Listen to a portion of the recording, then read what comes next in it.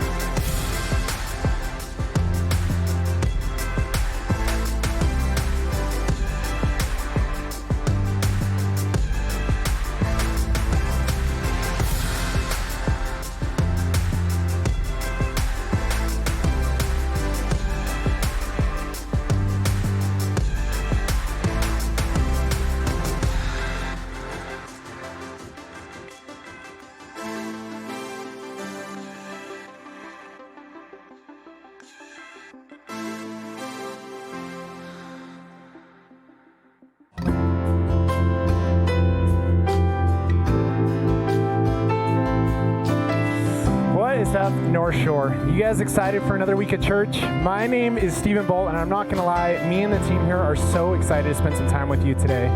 You know, each week we look at the numbers and just see how many people are tuning in. We realize there's a lot of people who tune in just because this is your church home, but there's also a ton of you that tune in maybe just to check us out. Maybe you just moved to the area and you're looking for some community, or maybe you're somewhere else in the country or the world and just need a message of hope and truth today. Hey, if you're in that group checking us out, just know that we are so glad that you're here with us. I know that we haven't had a chance to meet you yet, but you need to know that even before the service started, our team took some time and just prayed for you. We were praying that no matter what platform you're watching on, no matter where you're tuning in from, that you would just begin to feel a sense of belonging. Here at Northshore, we believe that Jesus can change everything for anyone. We want you to know that regardless of your past, regardless of your church history, no matter how close or far away from God you might feel right now, know that at Northshore there is a place for you. You belong here, and we believe that God has something for you today. So thank you so much for joining us. Hey, before we jump in, we would love the opportunity to connect with you and say hi. So if you're on one of our platforms with chat, just let us know where you're watching from. Each week, we are having more people join us week over week for these experiences than ever before in the history of this church. That is some good news. And I wanted to encourage you, keep telling people about what's happening here at Northshore. Keep being together for our neighbors, the next generation, and those in need. And right now, take a minute and share the service. Hey, thank you guys again for spending some time with us. And again, welcome to Northshore.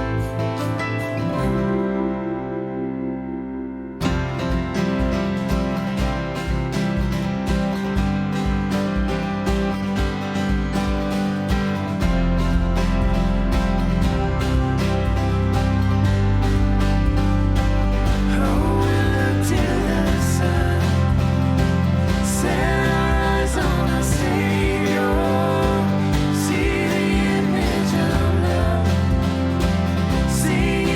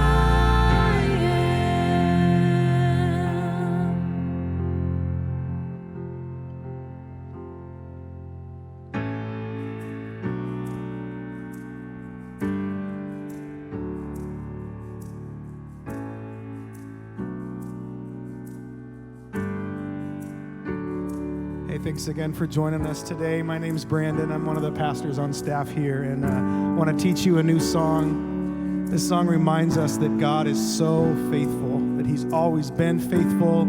He's faithful right now, no matter what we're going through, no matter how we're feeling in this moment. He is faithful, and He will always and forever be faithful. We can worship Him today, even if we don't see everything that He's doing. We can worship Him, that He's good. And so as you catch on to this song, go ahead and sing along with us, and let's celebrate God together.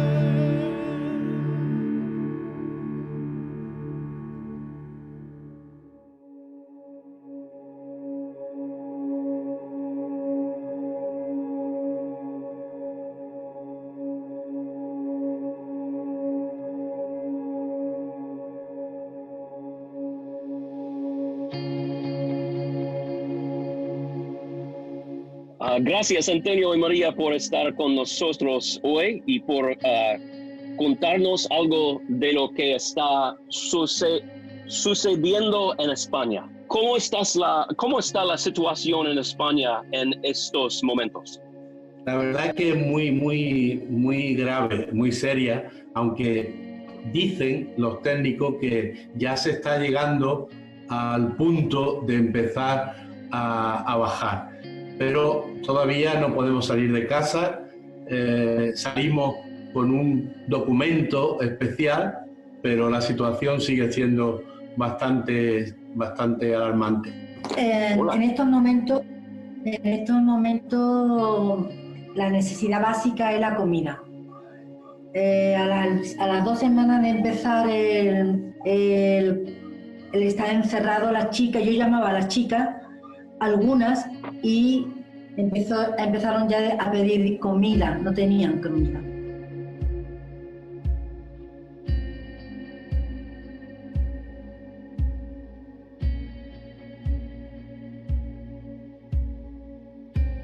Estamos atendiendo en estas 2 semanas 136 personas. Eso es imposible poder atenderle. Entonces nos valemos de si alguien nos da algo, poderlo cambiar por algo para que podamos seguir saliendo adelante. Y damos gracias porque hemos recibido ayuda y ofrenda para poder paliar estas 2 semanas, pero eso ya estamos llegando al final.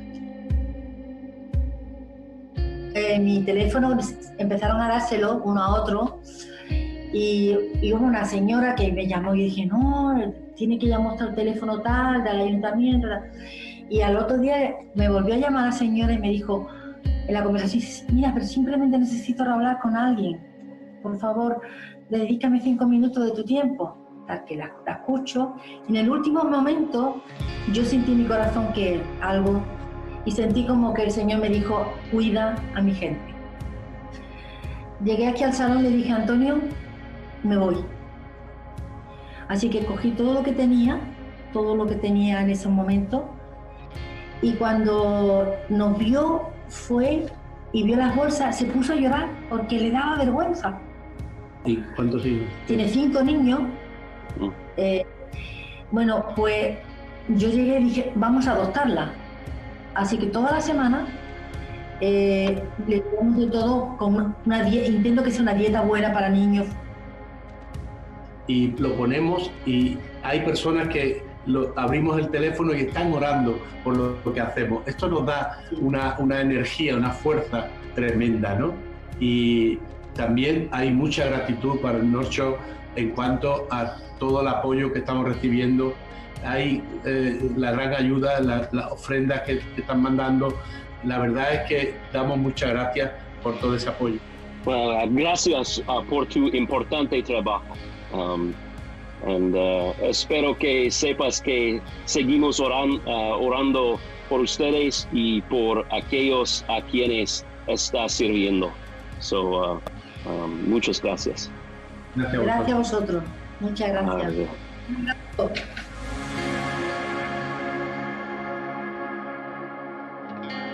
Thank you again for spending some time with us this week. If you just joined us during worship, my name is Stephen Bolt. How incredible is it that we get to be a part of those women's lives all the way over in Spain? I am so thankful to be a part of a church and a community that doesn't just say that we're here for those in need, but we actually show it. There has never been a better time for us to continue being generous and continue being the church than right now. So if this is your church home, would you pray about what it would look like for you to be a part of what God is doing through Northshore? So often I pray that God would let me see miracles happening, but how incredible is it that God has positioned Northshore to be the miracle happening in Spain right now? Please, I don't want you to miss out on being a part of this. To give, you can head over to northshore.church/give. You can actually click the link in the chat section that our hosts are posting right now, or you can text NShore to the number that's showing up on your screen. If you've been with us for the past couple of weeks, you've seen that we're in this series called The New Normal. Scotty's got a great word for us this week on what it looks like for us to still be in community in the midst of what's going on. Hey, thank you so much again for hanging out with us this week. Let's jump into the message. Hi, my name's Angelica, and I serve on the music team here at Northshore. Today we will be unpacking scripture from the book of Hebrews, chapter 10, verses 24 and 25. It says, "And let us consider how we may spur one another on toward love and good deeds, not giving up meeting together, as some are in the habit of doing, but encouraging one another, and all the more as you see the day approaching." Hey everybody, welcome to Northshore. My name is Scotty Scruggs, and I'm the pastor here, and I'm so glad you're joining us this weekend. We're in this message series called The New Normal, about how to find God when we are physically isolated, financially stressed, relationally strained, and spiritually exhausted. And this week, I want to talk about the spiritual and emotional impact of being physically isolated. I mean, we're living in an era that will forever be known by those two words, social distancing. And you all know what that means. Avoid social gatherings, stay at least 6 feet away from other people. In fact, every relationship outside of whoever you live with is now a long distance relationship. And relationships are not meant to be kept at a distance. True story, the only experience I have with a long distance relationship is when I was in 4th grade. I looked something like this, dashing, right? So of course, I had a girlfriend. The problem was that she lived in another state. And I can still remember just how difficult that was, trying to navigate a relationship without being in person. And what made this relationship even more complicated was that she didn't actually exist. I just made up the whole story to try to impress my friends. But let me tell you, it wasn't easy to manage an imaginary relationship across state lines. We are living in an era of long-distance relationships. And the reality is, it has changed everything about how we do life together. No family get-togethers, no going out with friends, no grandkids visiting their grandparents, no grandparents visiting grandkids, no working out at the gym, no Pilates classes or yoga classes or Zumba classes, no meetings or birthday parties or graduation ceremonies or weddings. In fact, I read a story this week about an engaged couple who didn't want to postpone their wedding, so they decided to get married in the middle of their street. No kidding. And they invited all their neighbors to watch from their front yards. Now, the good news was they saved their parents like tens of thousands of dollars, but it wasn't exactly what the bride and groom dreamed up when it comes to their wedding. And that's just one example of how this era has fractured some of the most sacred relational moments in our lives. Right now, fathers can't be in the room when their children are born. People can't say goodbye to a loved one when they're dying in a hospital bed. In fact, one of my closest friends lost his mom this past week. She had Alzheimer's. She had been sick for some time. And on that last day, they couldn't visit her without protective clothing. They couldn't touch her or hold her hand. They couldn't even stay and be with her when she passed.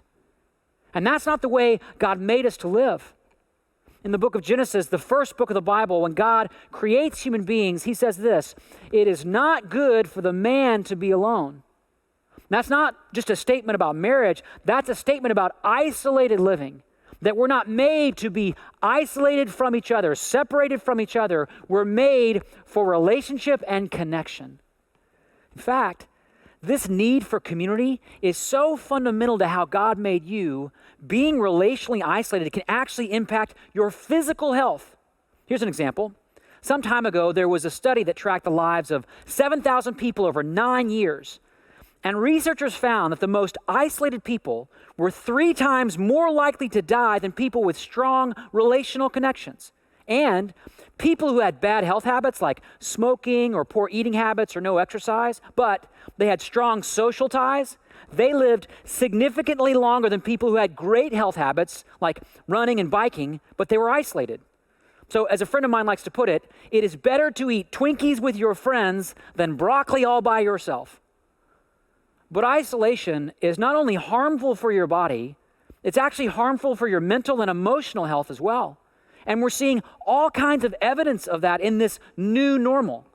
In a recent poll by the Kaiser Family Foundation, 45% of adults say the pandemic has affected their mental health, and 19% say in a major way. Crisis centers around the country are receiving increased volume of calls about anxiety and depression. In fact, one call center saw a 338% increase between February and March. And while social distancing is taking its toll on everybody, this season has been especially hard on people who live alone, people who are single, divorced, widowed, or estranged from their family, people who are living far from home because of school or a job. I was single until I was 38 years old, so I lived alone for years, but never through a season like this. I can't even imagine how difficult these recent months have been.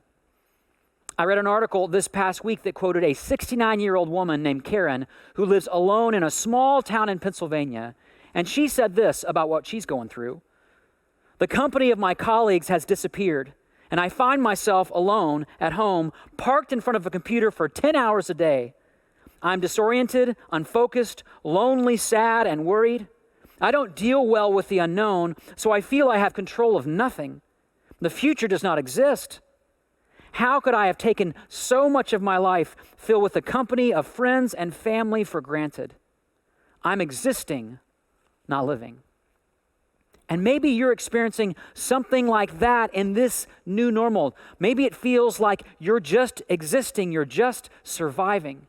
So, how do we do this?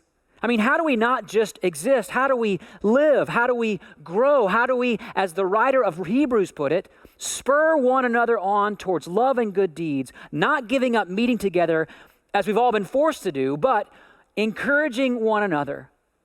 In other words, how do we get closer while keeping our distance? Well, I was reading back through some of the Apostle Paul's letters in the New Testament, and I discovered the Bible actually answers this question. Remember, Paul knew all about forced isolation. Several of his letters were written while he was in prison in Rome, which was far more severe than what we're living through. But that didn't stop Paul from seeking to stay close to the people he knew. And you can see it in the parts of his letters that most people tend to just skip over, the opening and closing remarks that are often filled with comments and personal references that sound quite irrelevant to us.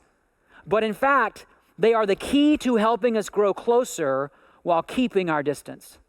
So, for the rest of my time, I want to point out 4 biblical practices that emerge from the opening and closing remarks throughout Paul's letters that are simple, practical. Every one of you can do this, and they have the potential to change this new normal for your relationships. Are you ready? Okay, here we go. First practice. When you're talking to a friend or someone you care about, whether it's in person at a distance or via technology, start with words of love. Start with words of love. When the Apostle Paul would start a letter, he would usually begin not with teaching or admonition, but with words of love and his longing to be with whoever he was writing to. For example, he wrote these words, I thank God every time I remember you, Philippians 1:3. Or, I long to see you so that you and I may be mutually encouraged by each other's faith, Romans 1:11 and 12. Turn to almost any of Paul's letters, and you'll find he begins with words of love. It's so simple to do, but we don't do this. I mean, think about how you start a phone call or a text message. Maybe it's with small talk, maybe it's gossip, maybe it's about the difficult day you had or the difficult person you're living with. I actually looked back to a recent text thread with a friend, and here's what it went. I said, how's it going? And he said, it's going okay, you? And I said, yeah, I'm okay. And that was it.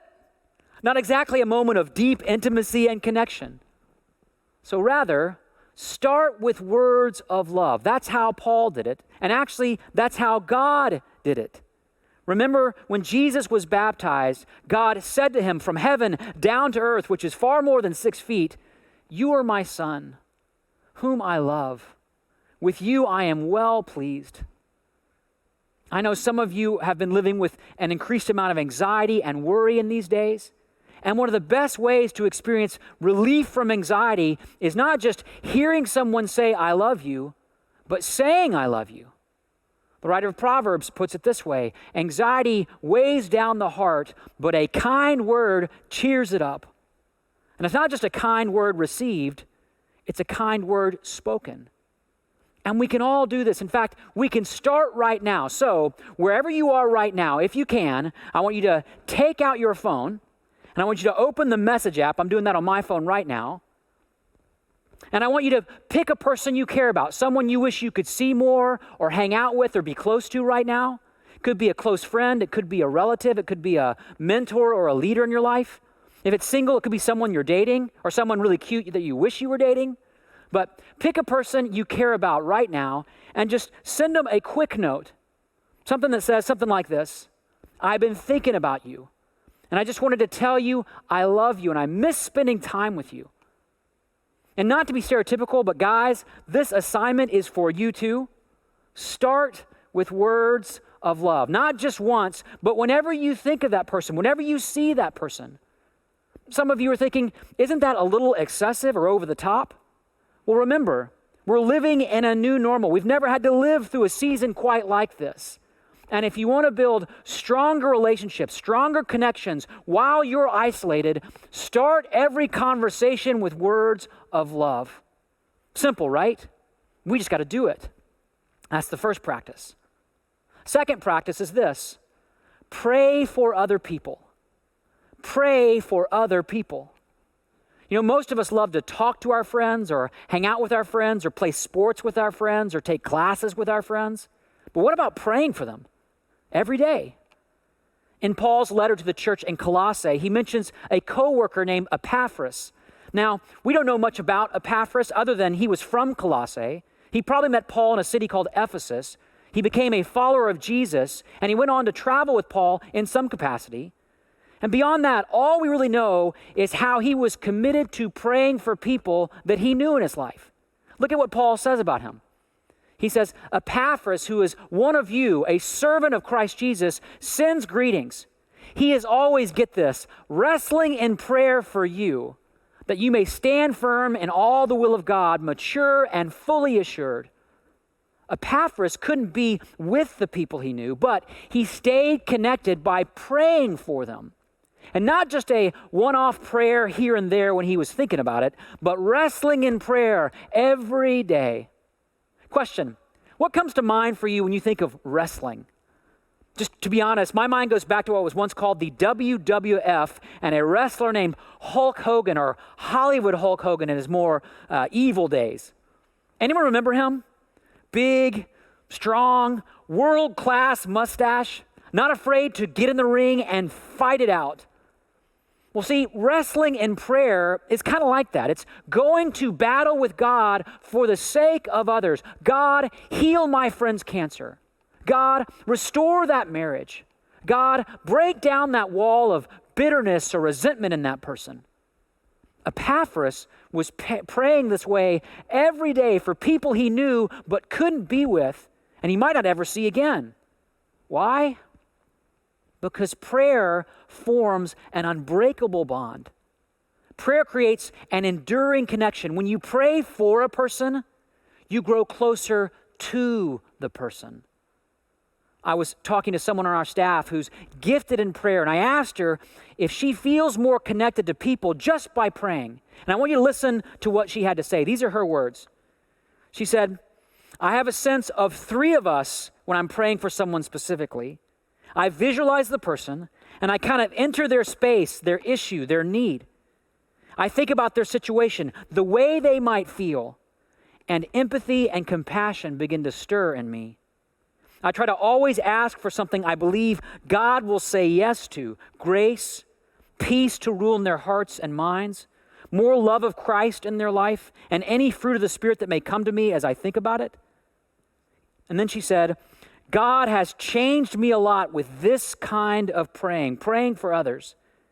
And she said, I definitely feel connected and less alone. Because when you pray for a person, you grow closer to the person. Even if you can't be with them, even if you can't meet them for coffee or see them in person.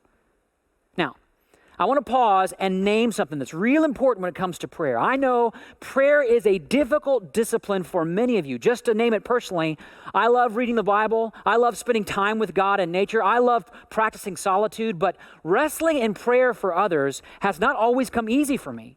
I tend to wrestle with God about my own needs, my own concerns. So let me invite you to approach this a little differently. Don't start with an obligation to pray or a sense of duty that you have to pray. Instead, just treat this like a week-long experiment, just a week long. Try wrestling in prayer for one person in your life that you know, that you care about, that you can't be with right now for 1 week, just 1 week. Pray for them every day for a week. And if you miss a day, sorry, you got to start over. And then when you get to 7, call them up and talk to them. And I promise you'll feel closer. You'll feel less alone. You'll feel more intimately connected to what God is doing in their life. And guess what? There's no closer bond than that. That's why Paul told the church in Thessalonica, we always thank God for all of you and continually mention you in our prayers. Paul understood this. He understood that when you pray for a person, you grow closer to the person. So try it this week for a week. See what happens. Start with words of love. Pray for other people in your life. And then the third practice is this: ask for help. That's right, real simple. Ask for help. In Paul's second letter to his student Timothy, he asked Timothy to come see him as soon as possible. And he says this, I love this verse: when you come, bring the cloak that I left with Carpus at Troas, and my scrolls, especially the parchments. This is in the Bible. This is part of God's inspired word to you and me. And I'm so glad it is, because it reminds us that even the great Apostle Paul, the most prolific leader in the first century church, sometimes he just needed help with something. Scholars believe this letter is the last letter we have that Paul wrote.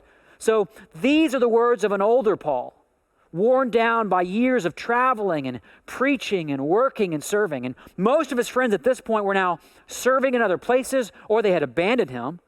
And so here in this letter, he asked Timothy, his student, for help. Bring my favorite cloak, maybe because winter was coming. Bring my scrolls, and that could refer to the Old Testament writings or other texts that Paul simply wanted to read up on. And while most people would simply gloss over a verse like this, there's a beautiful intimacy and vulnerability in just asking someone for help. And I think this is a crucial lesson for you and me as well in this new normal. One of the best ways to stay close while keeping your distance is to actually ask for help. Can you bring me some groceries? Hey, can I borrow some detergent? Hey, would you help me with my taxes? Hey, can you walk our dog this afternoon? Hey, can you adopt our children because they're driving us crazy?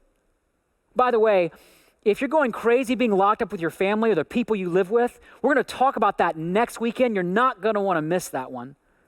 But in this era of social distancing, there's an intimacy that comes when we ask for help. Again, it's super simple, but we don't do it enough. In fact, most of us would rather offer help or contribute something or make a difference for someone, right? But everyone watching right now, all of you have a need, something that you could use help with right now in your life. And here's what happens. The more you keep that to yourself, especially now, the lonelier you're going to feel. So maybe it's time to ask for help. And you can do that right now in the comment section online, or if you're in a life group, reach out to your life group. And by the way, if you're not in a life group, here's my word for you. Get in a life group. Life groups are the best way I know to have authentic community in your life. And guess what? Our life groups are still meeting together, talking together, helping together, even if it's online. They're connecting and praying and helping. And I thought it might be helpful to see what that looks like in this new normal. So our director of group life here at Northshore, Lauren Neal, dropped in on one of our life groups this week. So take a look at this video. It is really good to see you guys. First of all, let me just say I really miss your faces. This is the Victor and Katrina Mayusi group. You guys are an intergenerational life group that meets every Tuesday night. And I just wanted to hear how it's been going since you've converted this past month and a half onto Zoom. One thing that has been a surprise for me is that after the group is over, technically at 9, several of us will stay on and just keep talking, and we go sometimes till 10 or 10:30. And we used to do that at the Mayusi's house, and that is still happening. So, and I didn't expect that. I'd say for us, honestly, in this last year in general, we've just walked through really tough stuff, and it's just become really apparent how important it's been to be part of a community kind of before things get bad or before you need it per se. And just like feeling like we already have such a close group of friends that these are the people we want to bring like the toughest stuff to and say like, hey, can you help us through this? I think that's been huge. I live alone with my cat. So yeah, the one thing during the lockdown here, I haven't seen many people at all. I'll go for days without seeing anybody. And yeah, the Easter Bunny showed up with an Easter basket, which was pretty cool. I've also had fresh baked bread arrive at my doorstep as well. Whoa. Yeah. That's awesome. Pretty good stuff. Even with Zoom, I think that I'm just really excited to see people in person again, and so already anticipating that, getting ready for that shift. And we've been talking about how to do that, whether it's a tailgate party, keeping a little distance, but still being closer than we are here. And we're just, at least speaking for myself, I'm really excited about that. Yeah. It's definitely made me take things like this, like life groups or just groups of friends, not so much for granted. I feel like it was just sort of like, oh yeah, our friends, and I definitely don't take it for granted. Yeah, Lauren, it makes us think too that, we have so many Zoom calls constantly, like throughout the week, like I'm wrangling 10-year-olds to get them on a phone call, and Brian's calling clients and all this stuff. And so I think that we feel, this time is so unique that we do feel bombarded. Like, how could I add in one more Zoom call that's going to be meaningful? And so I think that for us, when we connect with our life groups, it's a night that's so different than any other Zoom call throughout the week. I mean, we are getting to focus on Jesus. It doesn't matter, how I performed at work that day. It doesn't matter if our house is a mess. We just get to show up and be in community, and a community that's spurring one another on toward Jesus. We serve together, we lean in, we learn from one another, but ultimately we get filled because it's all about Jesus. And for us, that's made such a huge difference in the midst of doing this kind of connecting. That's different for us. And it's just different in the best way. Yeah, that's awesome. What you just saw is the church.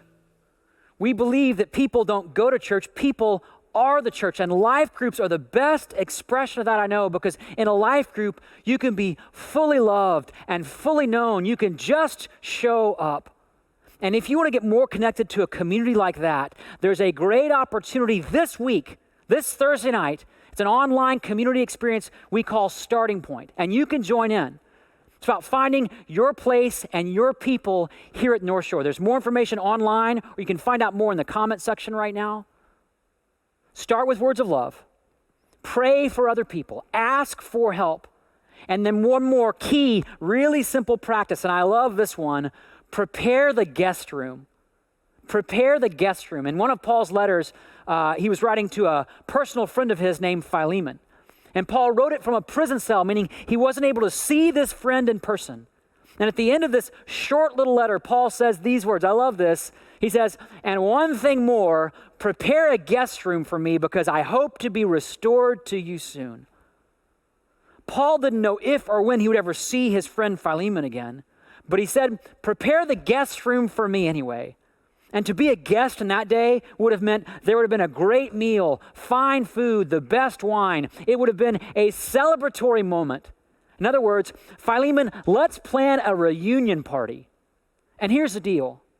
We need to do the same. Prepare a guest room. Get the couch ready for a visit. Save a date on the calendar for coffee or dinner or that family visit. And if you have to postpone it, that's fine. This is less about preparing a physical space and more about letting your heart feel hope again, that we will not be socially distanced forever, that this too shall pass. And I got to tell you, I am ready to see all of you again. I'm ready to hang out with my friends again. I'm ready to meet someone for coffee or some other beverage that God inspired people to create and enjoy. I'm ready to do life together again, and I'm sure you are too. And that day is coming. So prepare the guest room. Be encouraged with hope. And remember, you're not alone, even in the new normal. Jesus once put it this way, for where 2 or 3 gather in my name, there I am with them. Gathering could be in person. Gathering could be online. Gathering could be on a video chat or a call. Doesn't matter how you gather. It matters that when you do, Jesus is always there in that community with words of love and interceding with prayers for you and ready to help. You're not alone. You're never alone. The community you need is right here waiting, and we'd love to help you with that. In fact, Stephen will be back on in just a few moments, and he'll share a little more about how you can take that next step. But for now, let's pray, and then let's worship our God and thank him for making a way for us, not just to know him, but to be connected to each other in this new normal. Would you pray with me? Jesus, we are so grateful that whenever we gather and however we gather, you are with us. You promise to be with us, that we are never alone. And I know in this season, I've experienced that pain of isolation and disconnection and aloneness. And we know we're not meant for that. And so, Jesus, we're grateful that you give us a way forward, these simple, practical steps that you model in your life, steps that we find all throughout the New Testament, woven into the letters of the Apostle Paul, to start with love and to pray for others and to ask for help and prepare for that day when we can gather together again and celebrate the fact that we don't have to go through life alone. What a gift community is, what a gift relationship is, what a gift connection is. And God, I pray that you would help everybody listening right now feel authentically connected to you and authentically connected to others, and where needed, give them the courage to take that next step, to get plugged into community right now. And be with us as we do this week, Jesus. We're so grateful that you're going to walk with us every step of the way in this new normal. And we pray this in your name. Amen.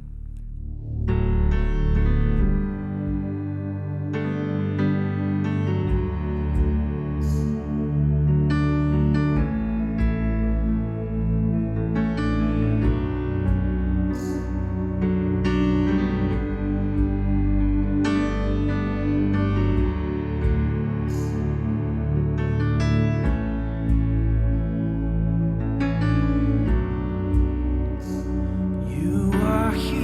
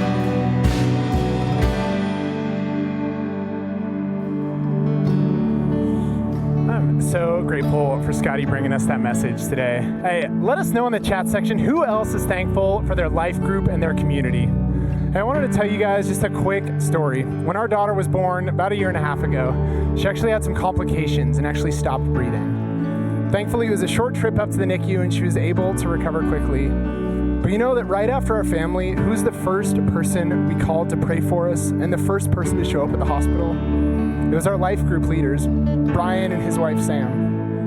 Church, regardless of if you feel alone right now and know you need community, or if you get to the end of this experience and say, oh, we'll do it later, I'm okay right now. Let me tell you this, we did not know what was gonna happen with our daughter that night. But when it did happen, we knew right away who we were calling. It was Brian and Sam. My wife and I were so thankful that we spent the time and took the risk to join that life group when we did, long before that night happened. We can't plan life, but there's a group of people right now who need you to be a part of their lives, and today is the day to take that step. Don't wait. We have an experience coming up this week. You heard Scotty reference it just a few minutes ago called Starting Point. That Starting Point will help you discover your passions, answer any questions you have about Northshore, and find community. Regardless of if this is your church home or if you're just checking us out, do not let this pass. Come and join me at Starting Point. To get signed up, you can actually head over to northshore.church/connect. You can click the link that our hosts are posting right now in the chat section, and we'll get you all the info you need. I hope you'll join me there. If you also need prayer, we have a team of people that would love to take some time with you and pray right now. Our hosts are also going to be putting that in the chat section, and they'll actually be sticking around. If you just want to let them know you need prayer, they can help you find that. They can pray for you right now and link you up with someone one-on-one who will pray for you right now. Hey, thank you guys again for joining us. We'll see you guys next week here at Northshore Online.